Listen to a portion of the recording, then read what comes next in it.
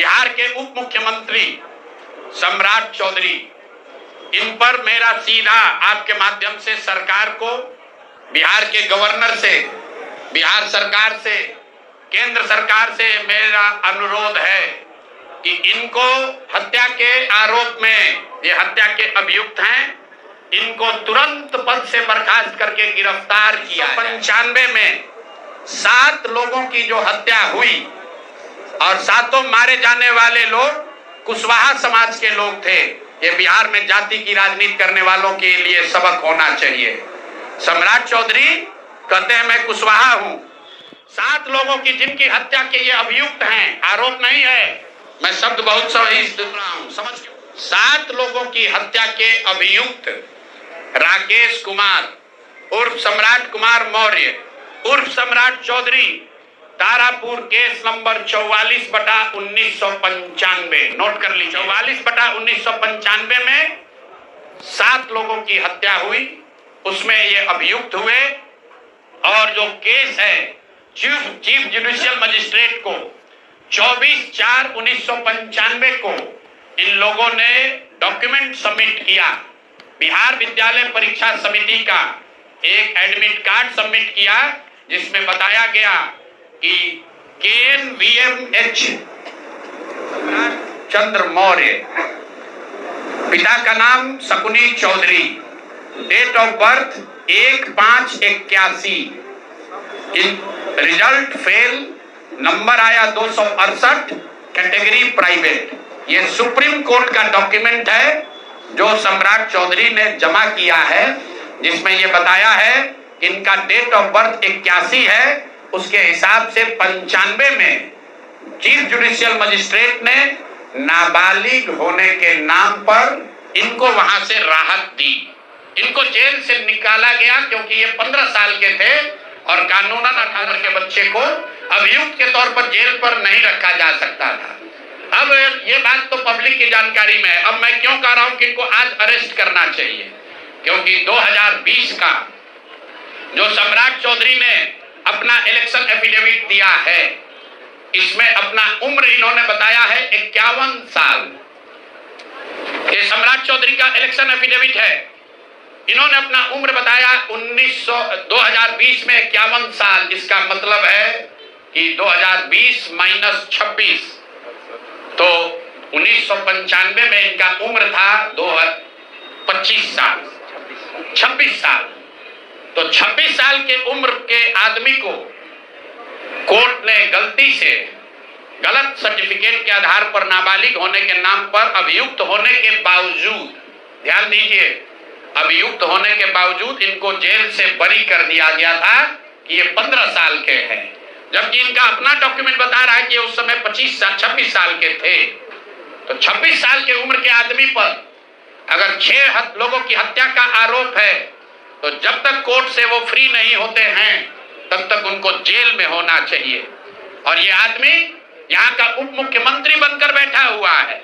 तो मैं यहाँ के मुख्यमंत्री से और बिहार के माननीय राज्यपाल से ये अनुरोध कर रहा हूँ कि हत्या का आरोपी, हत्या का अभियुक्त सम्राट चौधरी, राकेश कुमार उर्फ सम्राट चौधरी उर्फ सम्राट कुमार मौर्य आज संवैधानिक पद पर बैठे हुए हैं।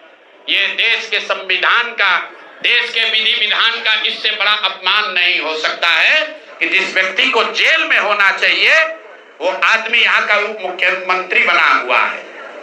तो मुख्यमंत्री नीतीश कुमार सीधे इस पर कार्रवाई करें।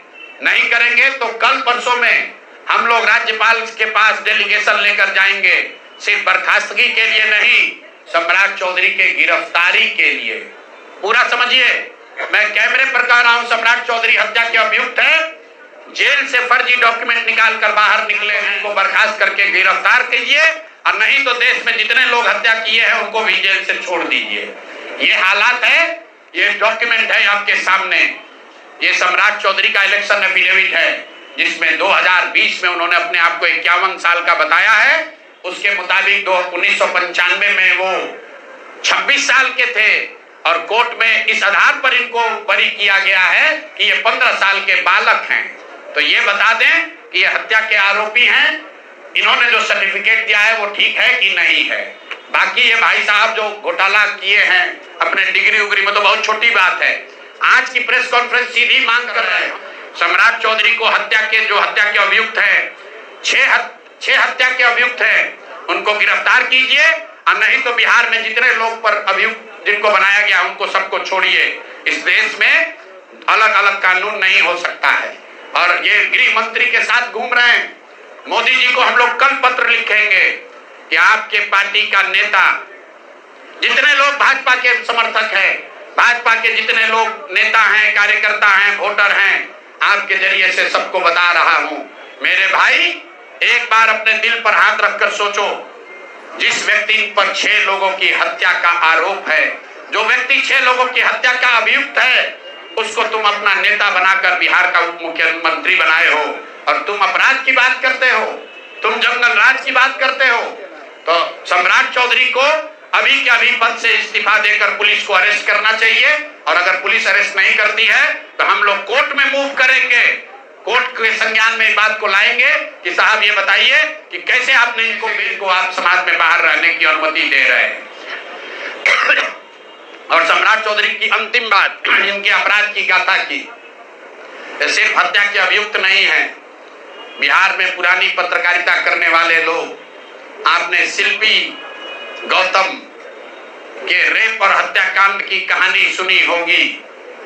आपने सुना होगा कि लालू जी के जंगल राज का जब चरम सीमा था, जितनी यहाँ माताएं बहनें हैं, जो पढ़े लिखे लोग, समझदार लोग हैं, स्वच्छ छवि वाले बिहार में रहने वाले लोग हैं, याद कर लीजिए शिल्पी गौतम रेप और मर्डर केस, जिसमें एक डॉक्टर के लड़के को और शिल्पी गौतम के साथ ऐसा आरोप लगा था कि उनके साथ सामूहिक बलात्कार और उसके बाद उनकी हत्या कर दी गई थी। साधु यादव पर उसका आरोप लगा था, बड़ी हंगामा हुआ, सीबीआई में केस गया।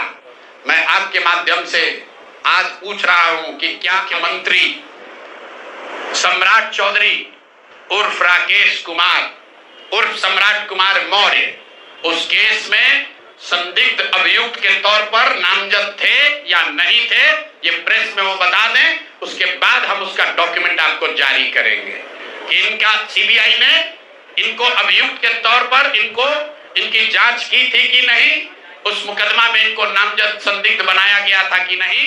ये सीधा आपको बता रहे हैं।